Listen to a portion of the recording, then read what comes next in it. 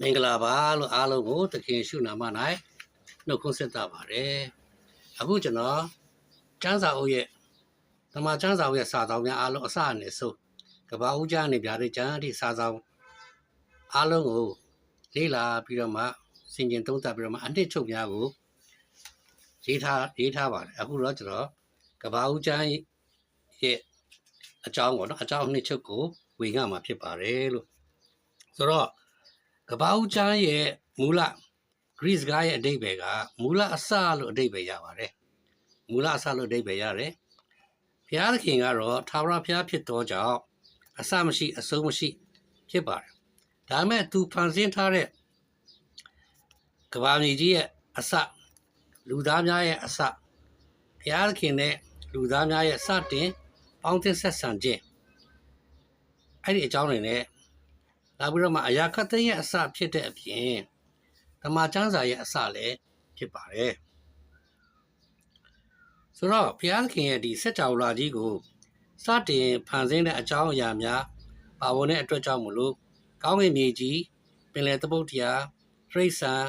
တီးပင်စားပင်များရဲ့မူလအစဖြစ်တယ်လို့လူကိုပါဖန်ဆင်းသောကြောင့်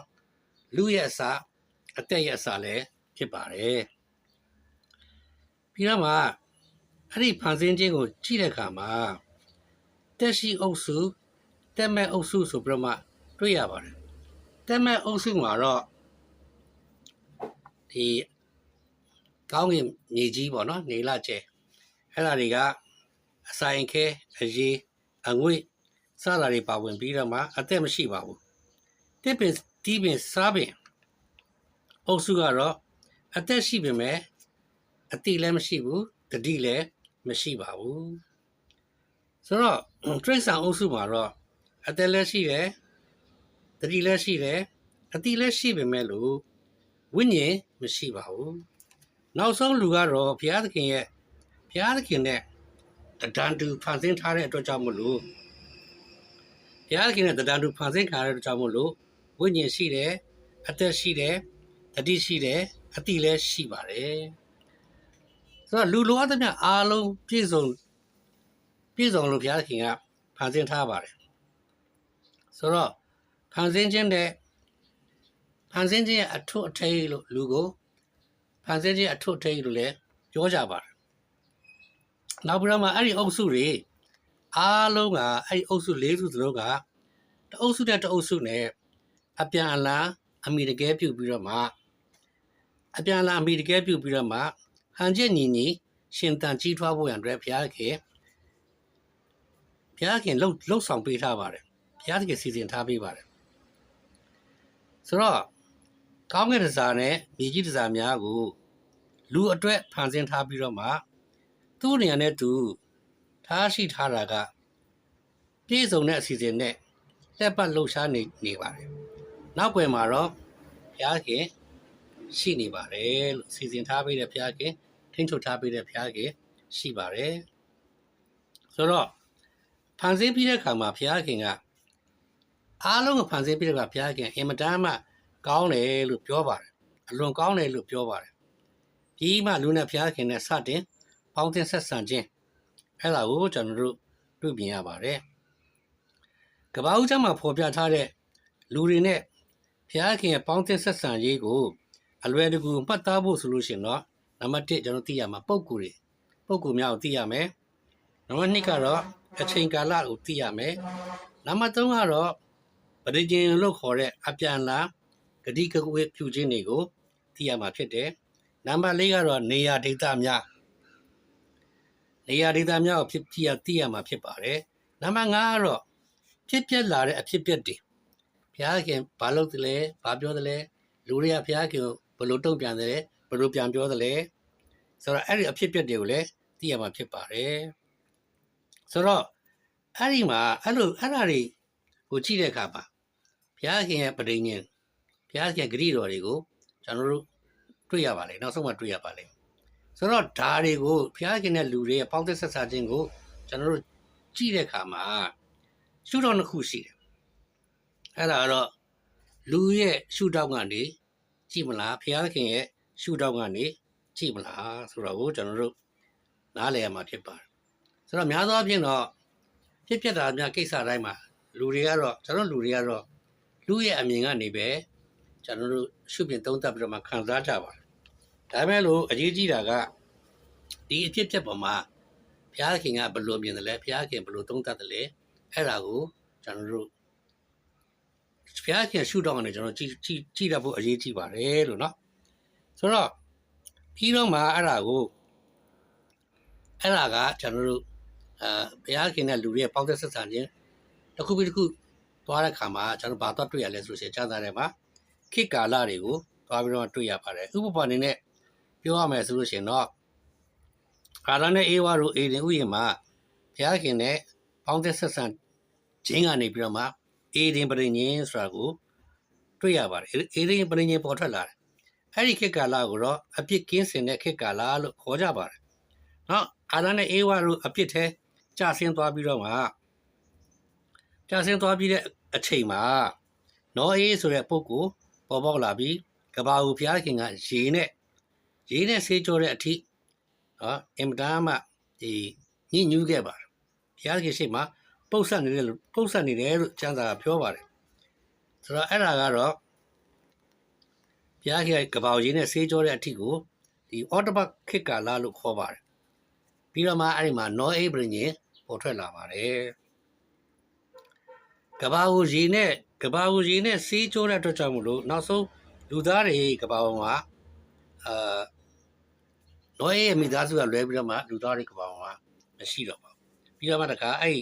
နောအေးရဲ့မိသားစုကနေတစ်စစ်လူသားတွေကဘာပေါ်မှာပွားများလာကြတယ်ပြီးတော့မှလူအဖွဲ့အစည်းတရက်တီးတက်တီထောင်ပြီးတော့မှဘုရားခင်ကိုဖယ်ရှားလာခြင်းကြတာကြောင့်မလို့ဘာသာစကားတွေကွဲပြားပြီးတော့မှကပ္ပနေကအနှံ့ပြားသို့လူတွေရောက်ရှိသွားကြပါတယ်တတိတကြားစီရောက်ရှိသွားကြပါတော့နောက်တော့ဘုရားခင်ကအာဗြဟံဆိုတဲ့ပုဂ္ဂိုလ်တူကိုခေါ်ထုတ်ပြီးတော့မှသူကနေတစ်စစ်ကပ္ပလူသားမျိုးနွယ်တွေကောင်းကြီးမင်္ဂလာခံစားရဖို့ဘုရားခင်စီစဉ်တယ်ပြီးတော့မှအဲ့ဒါကိုဂရိတော်ခေတ်ကာလလို့ခေါ်ပါတယ်အဲ့ဒီဂရိတော်ခေတ်ကာလငါအာဗြဟံပရိညင်ပေါ်ပေါက်လာပါတယ်နောက်တော့အာဗြဟံကတစ်စစ်သူ့သားဣဇက်ကနေဣဇက်သားယာကုပ်သားယောသတို့နဲ့ဘုရားခင်ဆက်လက်ပြီးတော့မှပေါင်းသဆက်ဆံရတဲ့အကြောင်းတွေကိုအဖြစ်အပျက်တွေကိုဖော်ပြထားပါတယ်နေရာဒေသများနဲ့ဘုရားခင်အပေါ်သူတို့တွေသစ္စာရှိခြင်းမရှိခြင်းအပေါ်မှာမူတည်ပြီးတော့မှဘုရားခင်ရဲ့ပြုမှုလှုပ်ရှားမှုပြောဆိုမှုတွေကိုကျွန်တော်တွေ့ရမှာဖြစ်တယ်နောက်ဆုံးမှာတော့ယနေ့ဣသရေလလို့ကဘာမှာလူသိများတဲ့ဣသရခေါ်ယာကုပ်ရဲ့သူ့သားတွေကိုကောင်းကြီးပေးပရောဖက်ပြုခြင်းများကိုပေါ်ပြပြီးတော့မှကဘာဦးကျမ်းကိုအဆုံးသတ်ထားပါတယ်ကဘာဦးကျမ်းကိုကြည့်လိုက်တဲ့အခါမှာအခန်းကြီး1ကနေ50အထိရှိပြီးတော့မှအခန်းကြီး1ကနေ7ထိကတော့ဘုရားခင်နဲ့ကဘာလောကကြီးအကြောင်းဘုရားခင်နဲ့ကဘာလူသားတွေအကြောင်းပြောထားပြီးတော့မှအခန်းကြီး7ကနေ50ထိကတော့အာဗြဟံနဲ့ဣဇက်ယာကုပ်ယောသတို့နဲ့ဘုရားခင်အကြောင်းကိုအနီးကတိတိကျကျပြောထားတယ်နောက်ပြီးတော့မှဘုရားခင်ရဲ့ရှုထောင့်ကနေကြည့်တဲ့အကြောင်းတွေပါတယ်ပြီးတော့မှလူသားတွေရဲ့ရှုထောင့်ကနေကြည့်တဲ့အကြောင်းတွေပါပါတယ်ဒါကြောင့်လက်တွေ့မိမိတို့ရဲ့ဘဝမှာအသုံးချနိုင်ဖို့စင်ကြင်ရမယ်အရာတွေကတော့ဘုရားခင်ကအမောင်ထုတဲကနေအင်မတန်မှကောင်းမြတ်တဲ့လှပတဲ့အလင်းကိုထုတ်ဖော်နိုင်တယ်နောက်လူကိုသူ့ရဲ့တဏ္ဍာတော်နဲ့အညီဖန်ဆင်းခြင်းကလောကကြီးမှာတင်းနဲ့ကျွန်တော်တို့ယုံကြည်သူတွေလူတွေအားဘုရားခင်ရဲ့အကျင့်စာရိတ္တဘုန်းကုံတော်များကိုထင်ရှားစွာဖော်ပြပြီးတော့မှဘုရားခင်ရဲ့ပုဂ္ဂိုလ်ဖြစ်ခြင်းကိုကျွန်တော်တို့အားဖြင့်လူတွေသိဖို့ရန်အတွက်ဖြစ်ပါတယ်နောက်တစ်ခုကတော့လောကကြီးမှာဘယ်ဟာကကောင်းလဲဘယ်ဟာကမကောင်းလဲဆိုတာကိုဘုရားခင်ကသာတတ်မှမဖြစ်တယ်များသောအားဖြင့်ကောင်းတာမကောင်းတာလူတွေက ကိုယ်သဘောနဲ့ကိုယ်တတ်မှတ်ကြတယ်အမှန်ဆိုလို့ရှိရင်ကောင်းတယ်မကောင်းတယ်ဆိုတာကိုဘုရားခင်ကသာလေတတ်မှတ်မှဖြစ်ပြီးတော့ပါလူအနေနဲ့ဘုရားခင်တတ်မှတ်ပေးထားတာကိုသုံးလားဒါမှမဟုတ်လို့ရှိရင်ကိုယ့်ဘာသာကိုအကောင်းဆုံးတတ်မှတ်ပြီးတော့မှကိုယ်လုတ်ပိုင်ခွင့်နဲ့ကိုနေမလားရွေးချယ်ဆုံးဖြတ်မှာဖြစ်ပါတယ်နောက်တစ်ခုကတော့ဘုရားခင်ကိုရွေးချယ်ခြင်းဘုရားခင်ရွေးချယ်ခြင်းအပြင်ကောင်းကြီးမင်္ဂလာများကို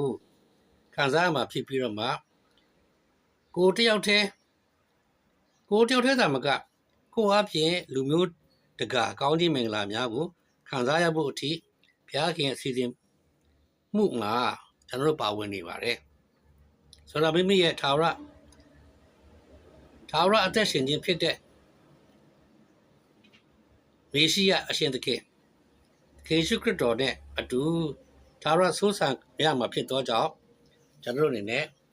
ဒီကဘာဦးကျဆင်ခြင်းတဲ့အခါမှာကျွန်တော်တို့ကထာဝရဆိုးဆန်မဲ့သူတွေဖြစ်တယ်ဘုရားခင်ရဲ့ထာဝရဂရုတော်များကိုခံစားမဲ့သူတွေဖြစ်တယ်ဘုရားခင်ထာဝရကောင်းကြီးမင်္ဂလာများကိုခံစားမှာဖြစ်တယ်ဆိုတဲ့အကြောင်းအနည်းချုပ်ဖော်ပြပါတယ်အားလုံးကိုဘုရားခင်ကောင်းကြီးပေးပါ